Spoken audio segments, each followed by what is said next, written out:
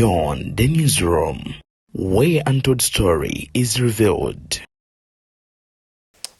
Ebya Honorables mujunganda okugenda okunoonya obudamu wabweru w'eggwanga byongedde okukwata ate munange wansi ne waggulu avuddeyo n'ate obubaka obusigadde nga buwuniikiriza bannayuganda Robert Kyagulanyi Ssentamu Mitembo Bobi Wine Kyalwaddaaki yanukudde ebigambo bya Ssemujju era abadde yeewunyisa looya wa NUP olw'okuba nti ye Munyankole ekyamutuwaza mu basement lwakubanga wagira omuganda n'alekawo Omunyankole munne ate nga yali mu buyinza byewuunyisa Abanyankole nabo bafu Ebuvanjuba ne bugwanjuba ewaka wasigalawo ewasinga. Beyond the newsroom gwe mukutu ogukuleetera ekyo ekisinga katiranga naffe ng'oyita ku noti 771 44 53 ne noti 744 26 45 na bino bikulu tetulanga bafere tetulanga basawo ba kinnansi n'abagwa mu koowa eryo mwebale kutuwagira.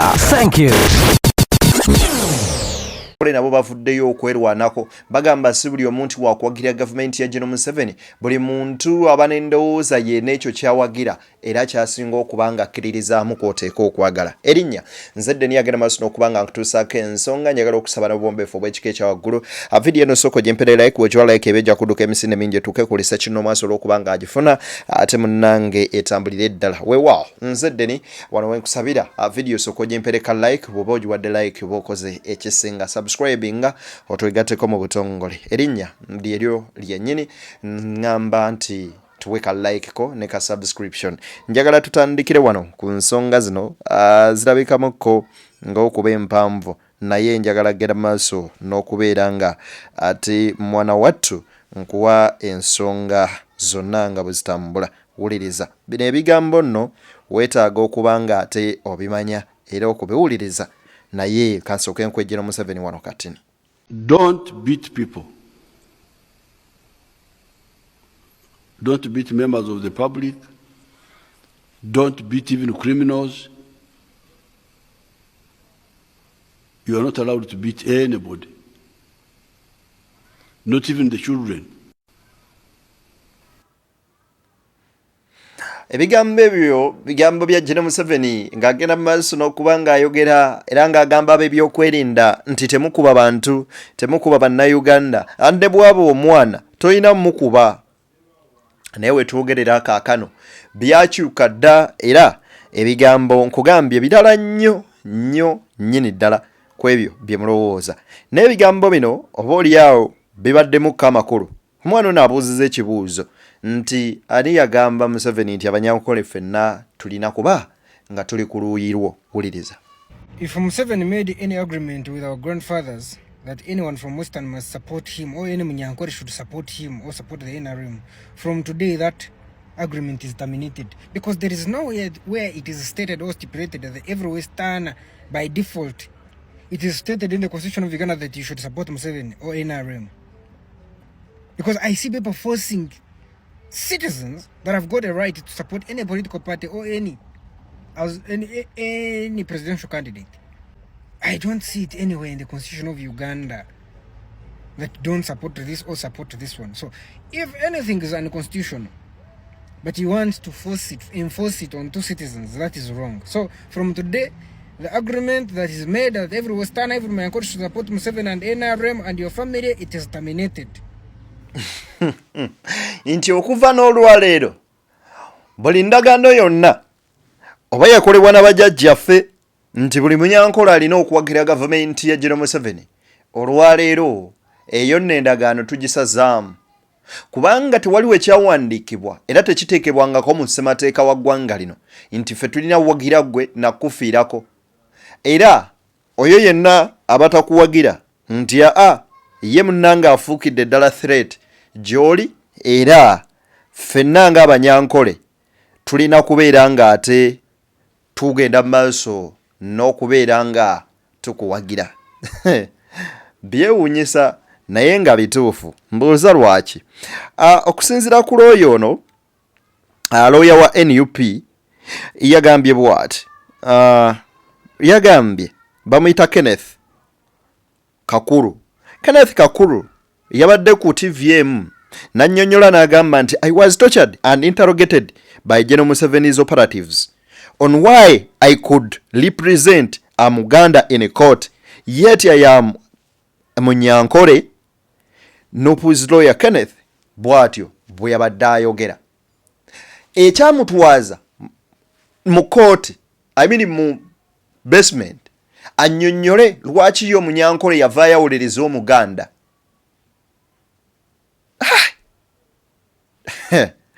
Bobi Wine akoze retweet n'agamba bw'ati: They also tortured and humiliated my wife simply because she married me a Muganda. Today, they are still trying to divide our nation along tribal lines because they know that the day Ugandans stand united is that day their little game will come to an end. The bad news for them is that we are a united generation. Their politics of tribal hatred will not divide us. It will only backfire. Bobi Wine agamba nti era y'ensonga y'emu lwaki bagenda maaso n'okuba nga batulugunya mukyala wange ne bamuswaza ne bakola ebyensonyi byonna olw'ensonga gye bawa olw'okuba lwaki yafumbira omusajja Omuganda. Naye bagezaako okubeera nga bateekawo obusosoze mu mawanga okuba nga babaawulamu. Naye agamba nti amawulire agamba nti buno obuzannyo bwabwe bwe bazannya obw'ekito essaawa yonna bujja tuuka ku nkomekerero yaabwo. Bannayuganda tuli bumu era tebajja sobola kubeera nga batwawula, wabula ke tunaayeegatta olumu gyejja okuba enkomekerero ya gavumenti yaabwe. Ekyamazima matuufu, Ssemujju alina ebigambo bingi bye yayogedde, naye kasooke nkukati ne ku Ssemujju wano. Muganda wange Kyagulanyi amaka ge yagalekawo naye yagazimba akaagala okugasula mu kati ali mu Amerika. Ate naawe abalina obuyinza n'amaanyi nabo kinoomu bagenda banoonya amaka ewalala. Gwe tikyakwewuunyisa nti muwala wa Saamu Kuteesa abagagga abalina obuyinza Shatsi Kuteesa nti ate naye yagenda mu Amerika anoonyeeyo obutuuze naye ng'ate mulamu we Muhoozi Kainerugaba yalina obuyinza yeerabanga na malayika yagaba obulamu n'okufa naye mulamu we yaddukira mu Amerika. Adoniya yeebale akamulonda okubeera minisita w'ensonga ez'ebweru naye obutuuze alina bwa mu Amerika. Dr. Muganga alina bwa Canada. Vice Chairman w'NRM okuva Teso alina bwa Amerika. Si ffeffe kabagenda okukomawo okutandika okubeerako ebweru. Naawe bennyini abasazeewo okwonoona ensi ya Uganda nabo bajja kudduka tulyesanga nga mu nnyonyi nga buli omu agenze kunoonya butuuze walala. N'olwekyo njagala kubakubiriza bannayuganda obutassa mukono nga tulwanirira ensi yaffe. Nange mu ngeri yonna gye nsobola yonna gye n'abandi oba n'abankomyewo oba n'abeera ku muliraano kye nsobola okukola nja kikola okulaba nga Uganda etereera. Bino ebirala Katonda ajja tusaasira mwebale nnyo okumpuliriza. Ssemujju Nganda nkugambye yabomba n'afuluma eggwanga. Naye obweraliikirivu bw'alina akugamba nti bibagamba nti ntunda amaka ennyumba tezikyalina makulu gye tuli. Bobi Wine yazimba amaka ge amalungi gayagala okubeera ng'asulamu yagalekawo. Essaawa y'olunaku olwaleero kyewuunyisa okubanga n'abamu ku abo bali mu gavumenti ate nabo baddukira mu nsinga za Amerika okunoonya obudamu nti era tugenda sigala nga tulwanirira eggwanga lyaffe. Uganda lwaki nagambye nti Abanyankole ku luno bayimusiza eddoboozi. Waliwo n'omukyala yagamba mbu ye tayagala Bobi Wine muyisingira era Bobi Wine tageza n'akwata ekkubo eryo. Sooka olabe vidiyo eno Abanyankole bamutabukidde. Agambye ne Kyagulanyi akomewo eka yeetonde President Museveni ajja kumwaniriza kubanga mwana we. Komawo eka Kyagulanyi, komawo nga Bugembe bwe yayimba. Kongamwe ntingmanyi oba ne media excitement oba ne kitinkumanyi. Bobi Wine akesimba habwa president aka campaigning byona biri kugenda omumisho byona turi kubereba yasimba habwa president ubururu bwahika twabutera byagenda kuko byagenzire yagarukomuka na wakatera karuru yaheze yagarukomuka ko yaheze yarukomuka yazo mu mahanda ye polisi yarga ya kiriyaringa ngute kumuronda abamahe ba kiriyaringa ngute bakumuronda hat Peace Rugambwa arona jangu Bobi Wine hari ngwagaruko muka I just ashabokusasirwa akushaboha ashabokwenchi Peace Rugambwa nateka ngu are smart munonga kubasa kumanipulating Kyagulanyi. She thinks she's too smart to manipulate Kyagulanyi. What kubasa kumanipulating Nkashimono kamumatiza? What makes you think that you can manipulate Kyagulanyi? Bobi Wine oba politicians abaruku kusinga oba remerwe. There have been many people ba politicians ninga bantu bari in positions zamani zo kurengogwe maybe ninka ba lawyers abaze Bobi Wine ashtamena Museveni bakore dialogue judo ibatwire n'abatabya n'abagamba. Bobi Wine has challenged that. Then you Peace Rugambwa ubatsindikire kuza ntunga mukagamba n'abakazi b'abanyacyaro ko deep ukagamba n'abasigazi b'abanyacyaro nkitwe twakurema hatumwe n'uruhu noyida kumanipulatinga Kyagulanyi really mwanti kumanya obana mana ga kamera obana mana gachi tinkumanya kiri kupuka peace kuteka munabasa kumanipulatinga Kyagulanyi ari ndibyo kureba ukahura bitine na kunyize just ine kureba ukasheka busheka. Abanyankole bagamba nti temugenda tunyigira mutoke mukole bikolobero byammwe mubitusibeko. Gwe Peace Rugambwa agamba mbu Kyagulanyi tagenda kujja era Kyagulanyi muwetonde okomewo General Museveni muzadde ajja kusonyiwa ewani. Amugambi you cannot manipulate Bobi Wine. Tosola dieka Kyagulanyi. Olemereddwa dieka ffe bannakyalo dieke Kyagulanyi. Tosola mu manipulatinga oba oyagala oba toyagala. Era abaana bano balina ekintu kye bakola nti bajjawo eri mentalite y'abantu abamu naddala bali wano mu Central abalowooza embu bo kubanga bawagira ekibiina kya NRM ekikulemberwa mu Western nti buli mu Western muwagizi wa NRM. Nedda eyo endowooza nfu. Aba Western bangi abagala enkyukakyuka naye olubamu bangi babasibyeko abakulembeze abamu bagenda n'otukolonda nga babalondera dda abamu.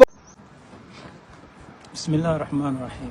Assalamu alaikum wa rahmatullahi wa barakatuh. I greet all of you in the name of the Almighty God.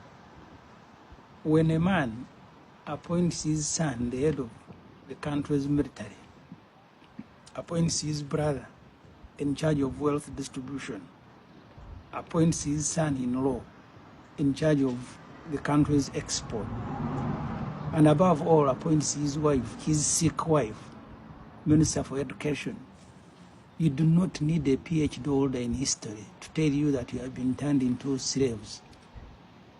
That's what happens. You are no longer citizens. You no longer have a relationship with the citizens and their leaders. You are slaves. That's how his family looks at all of us. Slaves can be tortured for the pleasure of their masters. Their screams and agony and pain becomes music and entertainment to the masters. That's what videos and images of Dr. Kizza Besigye collapsing in the courts of law, fighting for his legal right constitution for representation means to me. This Besigye provided medical care to Mr. Museveni when he was executing a liberation war in the Rural jungles 1981-1986. And he continued providing that care even when they took power. Besigye's immediate human need when he collapsed was medical response, and there were people in that court provided. My party, the People's Front for Freedom, is blessed to have two of its deputy presidents as medical doctors, Dr. Nicholas Kamara, Dr. Lume Vaiga. But there was also a third doctor, Dr. Olive Kousinyi, Dr. Kizza Besigye's sister. All the three wanted to respond, but they were stopped. And Dr. Besigye was left in the hands of medical warders, left in the hands of prison warders, whose skills is in carrying and shooting guns. And I watched in disbelief as they ordered a ramshackled ambulance to come and take him initially to Luzira and finally to Mulago. Judge Baguma, in whose hands Dr. Besigye was dying and continues to die, retweeted to his office and I think called his masters to break the good news. And what was that good news? Is that the man that you don't like has collapsed. They must have, the masters of Waguma must have promised him a fat reward for continuing to inflict judicial terror on Dr. Kizza Besigye. On the entertainment menu of our masters, there are images of Sam Mugumya, who at one time was an aide to Dr. Kizza Besigye. I have watched Sam Mugumya in pain. What remains in his body as he holds on to crutches, what remains in his emaciated body is just the soul, the energy long gone. And you can see the pain as he moves it around, the struggle. And for the last 1 year since he was abducted in Mbarara, I think Sam Mugumya's pain has been entertainment and music to Genomo's Kainerugawa. My brother, the Honorable Elias Mukolo, has been literally crying to these individuals, please at least afford me the opportunity to go and seek medical care. And what Judge Matov did was to say, no, I need a certificate from Mulago to show that Lukwago is very sick. Someone who has been in Mulago, Matov wants a certificate from Luzira, as if Luzira prison is a medical facility. That's how far we have sunk as a country. That Lukwago, for the last 45 days, he cannot be afforded an opportunity.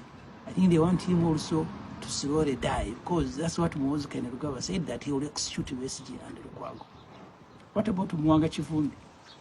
I met Mwanga Chivumbi in 1995, both of us students in Micho Hall at Makerere, seeking knowledge to better our lives and the lives of people in our country. He has been messed up, abducted. For 19 days, nobody knows where he is. And they later abandoned him at a police facility. Those who had been claiming they don't know where he is. He has a sad story to tell. That's why people have started running away from Uganda. My brother, the Honorable Kyagulanyi Ssentamu, is in America. He left his house in Uganda. There are those who have been calling me that Semuju, social media is saying you are selling your house. These houses are now meaningless to us. We are fighting for our lives and lives of our comrades who are in prison. Hundreds are in Luzira, in Chitalia. These souls have committed no crime, but the masters extract pain because that's what gives them entertainment. Collectively, I want to urge all of you Ugandans, we need to fight back and to reclaim our country. And I want to promise you, I will use all the energy in my body to continue fighting in my smaller way. Thank you very much for listening. Musajja mukulu amanyikiddwa obulungi nga Ssemuju Ibrahim Nganda. Ssemuju Nganda bambi mu nnaku ey'ekitalo ennyo bwe yagenda e Dubai teyadda era musajja tubambye ekkubo eryamutwala okukola ihijja lyekkubo eryamuyamba okumutolosa eggwanga Uganda. Era agamba simanyi oba ndidda oba sidde oba naabeera wano wendi oba naaba ndi ku mulirwano ngenda kukola ekisoboka okulaba nga tulwanirire eggwanga lyattu Uganda, tulwanirire eddembe lyaffe ery'obwebange erituweebwa ssemateeka, tulwanirire Uganda.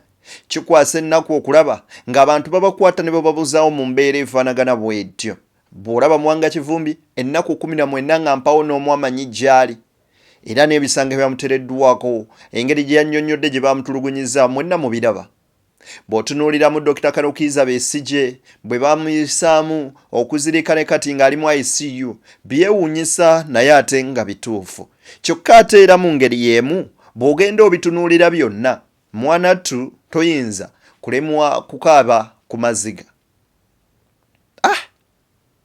Uganda wano twatuukawo ddi okuba nga Uganda awo weeri. Bw'olaba Sam Mugumya eyali omuyambi wa Dr. Kanokiza Besigye, essuubi ery'okuddamu okutambula sinakindi n'okulaba ku njuba liyinza okuba nga ttono nnyo nga liringa ku 1%. Waliwo ali anaanywa ne yeeyagala era n'agamba sirabanga ku gavumenti nnungi nga gavumenti ya General Museveni. Bye byewuunyisa bijja labika bingi era n'abamuwagira abajja tuuka babe nga bw'owulira Mivule. Nze sirabanga obubbi obwakalulu ng'ate bwalayini nga bw'okiyitidde ddala. Nange gwe gusooso kiraba.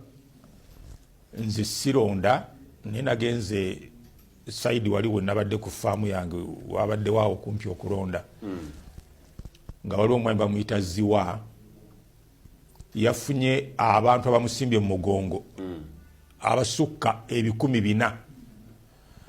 Kakati nga waliwo wa NRM bamuyita Kafeero yafunye abantu 30 ne balangirira Kafeero wa NRM. Kwegamba ate omu kubalondesa n'ayamba ku Kafeero yafunye 30 nabbawo empapula nadduka nazo baleme kulangirira onafunye abantu 400. Nendabira ddala ba NRM nagamba zisiri wa NRM nze mpagira mwa Museveni. NRM babbi bafere kwegamba NRM by the way bino byonna ebitukolebwako bantu ba NRM corruption ate kakati abefudisi bali mu gavumenti omanyi omuti okubyogera nze NRM beba bi beba fere beba kumpanya kati Museveni ayinza okulonda aba UPC aba FDC aba DP bameka mu gavumenti era ba NRM balonda bwe mutogera ku corruption era abantu ba NRM beba sinzo okubba. We should not miss words. Nalabidde ddala ba NRM nga babbira ddala akalulu omuntu yafunye 30 bamuyita Kafeero nabba atali wa NRM eyafunye 400 ng'enseera layini n'ekomeri neyeetolola neddayo n'ekomawo ne bamubba ng'ate abamuyambako okubba be batesitesi b'akalulu nga ne poliisi eyamba kuwa NRM okubba.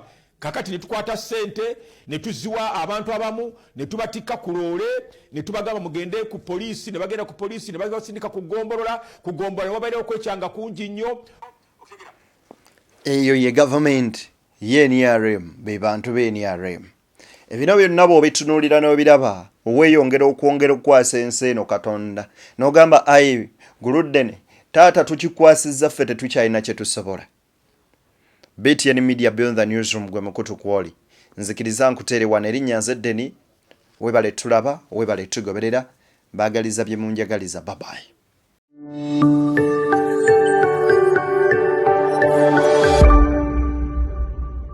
Beyond the Newsroom, where untold story is revealed.